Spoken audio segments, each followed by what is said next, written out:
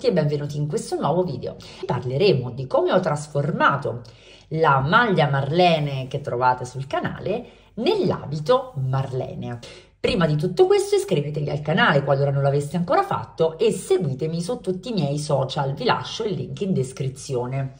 Come mi è venuta l'idea di trasformare la maglia in un abito?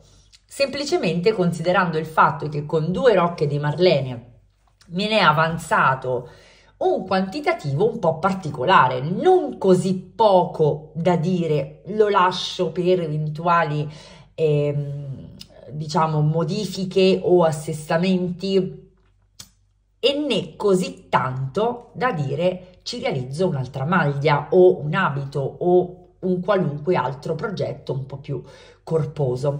Era un quantitativo che mi lasciava un po' interdetta. Oltre a questo ho notato che, come per altri progetti e come sicuramente sarà capitato anche a voi, non ho utilizzato poi realmente questa maglia come avrei voluto. Voi sapete che i progetti che io realizzo li progetto per me stessa e li realizzo per miei indossi, tranne in casi rari in cui mi viene commissionato qualcosina, ma in linea di massima li indosso io, quindi li realizzo a mio gusto, a mia taglia, e quindi conto sempre di indossarli. In questo caso non è stato così, o quantomeno è stato così fino a un certo punto. Avendo in più questo avanzo di filato che mi lasciava proprio interdetta, ho pensato: perché non riallacciarmi direttamente alla lavorazione e realizzare un abito?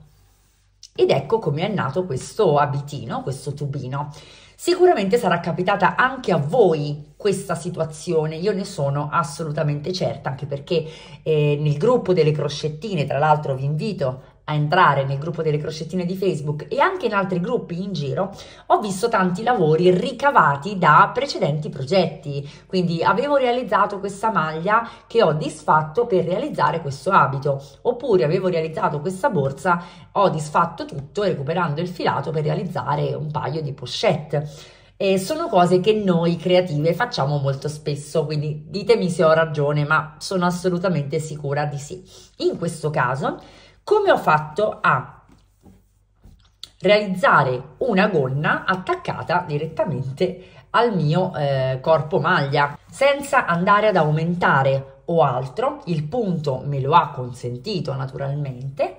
Che cosa ho fatto? Come ricorderete, la maglia Marlene è stata realizzata con la tecnica T su 2 pannelli, quindi io ho lateralmente di fatto la mia cucitura, che sia invisibile è solamente un vanto, sicuramente è un'ottima rifinitura, ma è proprio grazie a questa cucitura che posso farvi vedere dove invece ho iniziato la lavorazione in tondo.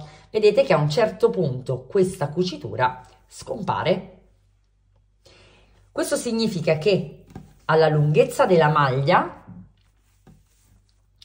ho anche lasciato volutamente il nodino, ho riagganciato il filo ed ho continuato la lavorazione dello stesso punto al contrario ed in tondo. Quindi, se andiamo ad avvicinare un pochino la lavorazione, ci accorgeremo che nella parte della maglia, che è quella che al momento io ho verso di me, i punti puff, in questo caso i fiori puff, sono verso il collo, mentre nella lavorazione successiva, quindi dopo che io ho riagganciato il filo e ho cominciato a realizzare dei giri, i punti fiore sono verso le gambe.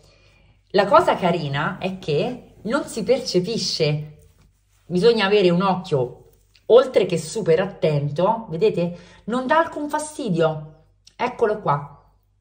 Qui abbiamo verso il collo e di qua verso le gambe, ma ad impatto estetico non abbiamo assolutamente nessuno scalino, nessun cambiamento apparente. Di conseguenza questo abito è stato creato in pochissimo tempo da un progetto che io già possedevo, andando semplicemente a realizzare un ulteriore numero di giri su un progetto a pannello. Non è stato fatto assolutamente altro. Questo tipo di tecnica la possiamo utilizzare anche se abbiamo una corporatura differente. Io vado giù abbastanza lineare, quindi non mi sono serviti aumenti per poter indossare il mio abitino. Qualora dovesse esserci bisogno di aumenti, li andremo a realizzare a giri alterni e indossando il capo di volta in volta, mi raccomando, nei due laterali in concomitanza, se vogliamo proprio iniziare a orientarci, della cucitura. In questo caso andremo poi ad allargare un pochino la sezione dei fianchi e avremo un indosso assolutamente perfetto per la nostra corporatura. Io spero di aver fatto cosa gradita e di aver magari acceso la lampadina a chi di voi è rimasta con magari dei progetti lì fermi perché non riesce ad indossarli o perché magari non piacciono più, e aver dato uno spunto per potergli ridare appunto una nuova vita. Fatemi sapere se ho fatto un buon lavoro e vi aspetto come sempre alla prossima guida.